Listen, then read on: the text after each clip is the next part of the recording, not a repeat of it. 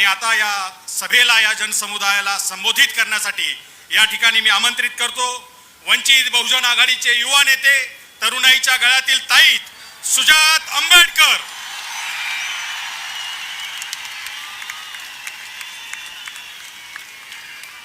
सुजात आंबेडकर, आप आगे बढ़ो. सुजात आंबेडकर, आप आगे बढ़ो. सुजात आंबेडकर, संघर्ष करो. वंचित बहुजन आघाडीचा, वंचित बहुजन आघाडीचा. माननीय सुजातजी आंबेडकर.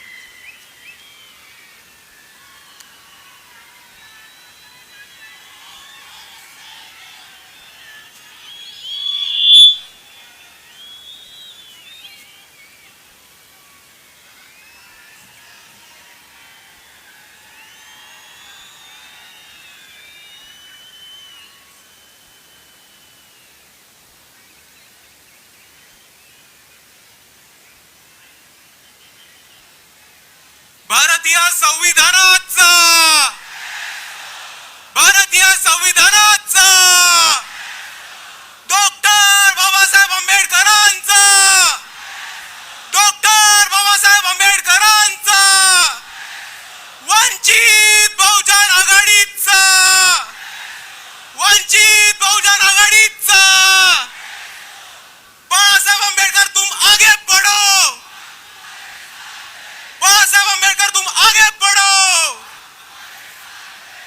एकच नंबर मित्रांनो.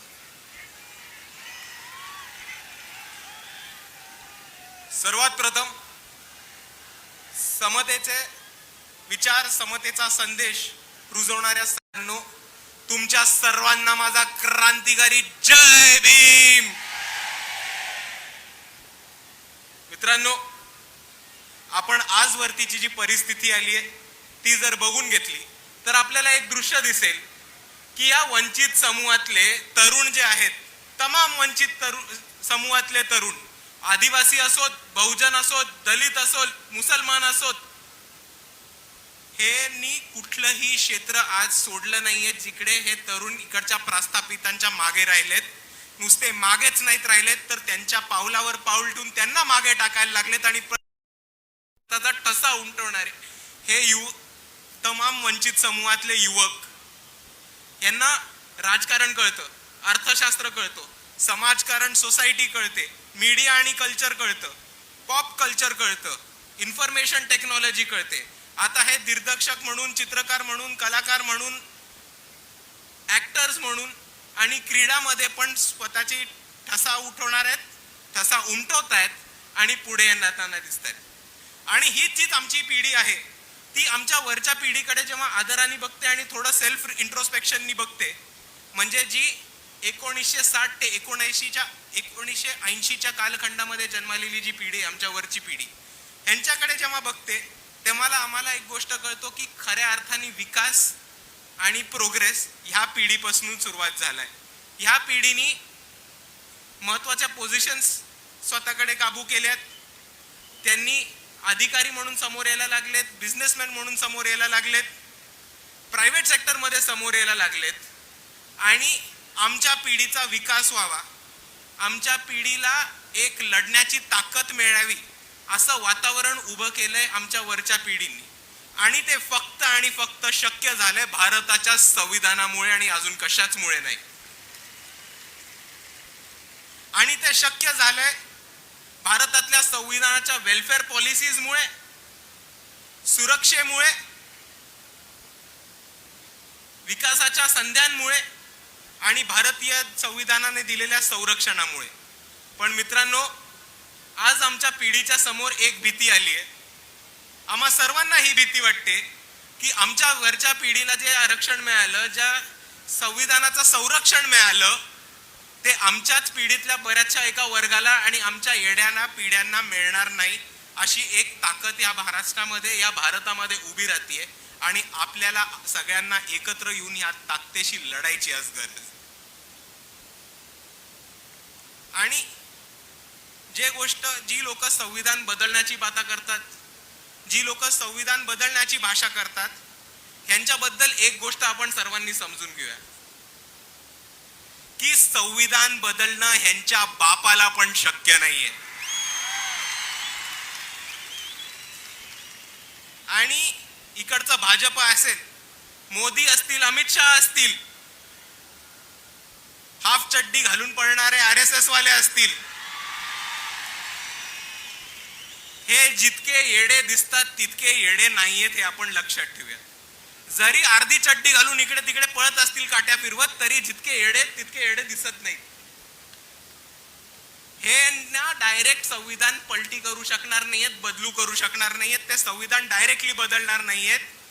ते उंदरासारखं संविधान कुरतडून कुरतडून कुरतडून कुरतडून फाडून काढण्याचा प्रयत्न करणार आहेत. आणि ह्याच्यासाठी त्यांनी वेगवेगळे कायदे आणलेत, पॉलिसीज आणल्यात. जर आपण शिक्षणाची परिस्थिती बघितली तर जिल्हा परिषदेच्या शाळा बंद पाडल्यात, अंगणवाड्या बंद पाडल्यात. त्याचप्रमाणे शिक्षणाचं खाजगीकरण होत आहे. बार्टी असेल, महाज्योती असेल, सारथी असेल, UGC असेल, अशा बऱ्याच संघटनांना फंडिंग कमी करून त्या संघटना त्या संविधानाने सुरू केलेल्या शिक्षणासाठी ज्या संस्था होत्या त्या बंद पडतायत. इकडे आपल्या बरोबर सामील झालेत काही विद्यार्थी जे आझाद मैदानावरती असतात, ते आज आपल्या मोर्चामध्ये सामील झालेत. त्यांच्यासाठी एक मोठ्या टाळ्यांचा हात होऊन जाऊ देत.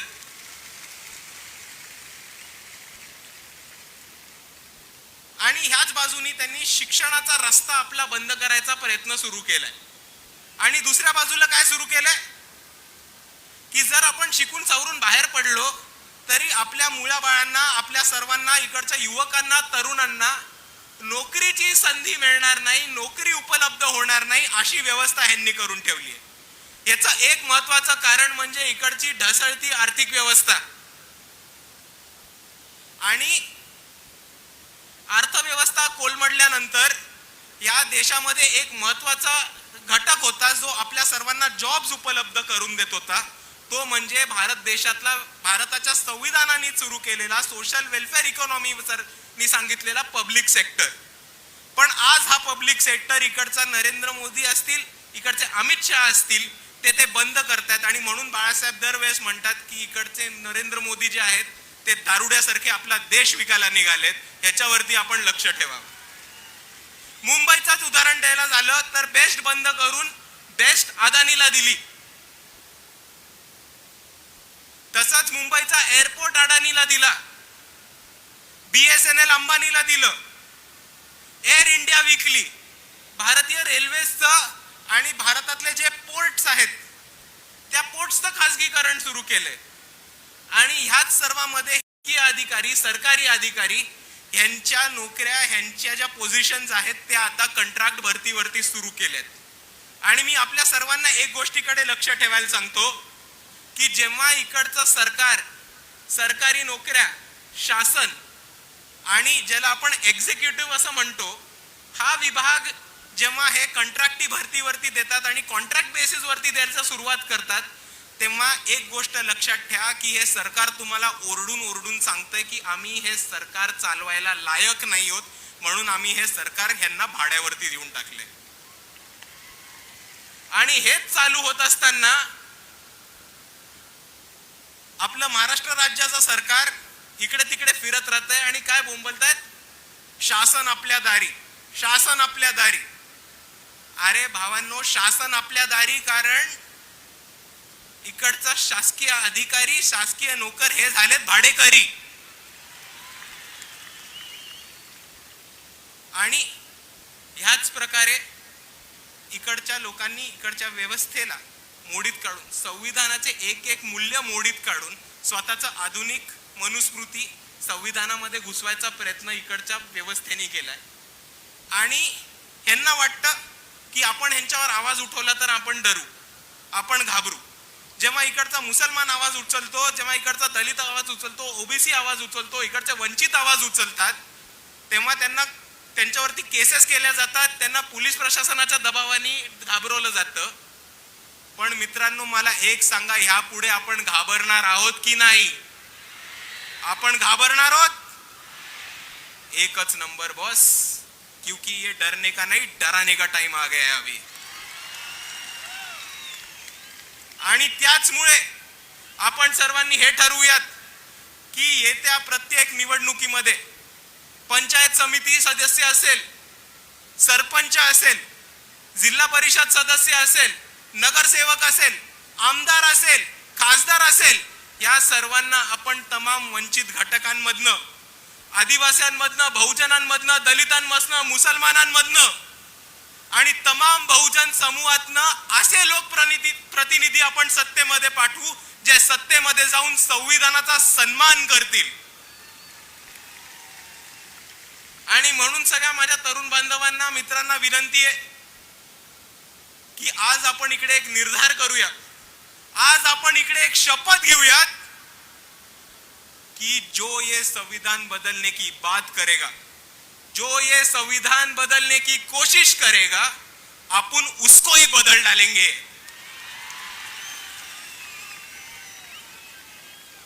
एवढं म्हणून मी माझे 2 शब्द थांबवतो. सर्वांना जय भीम, जय संविधान.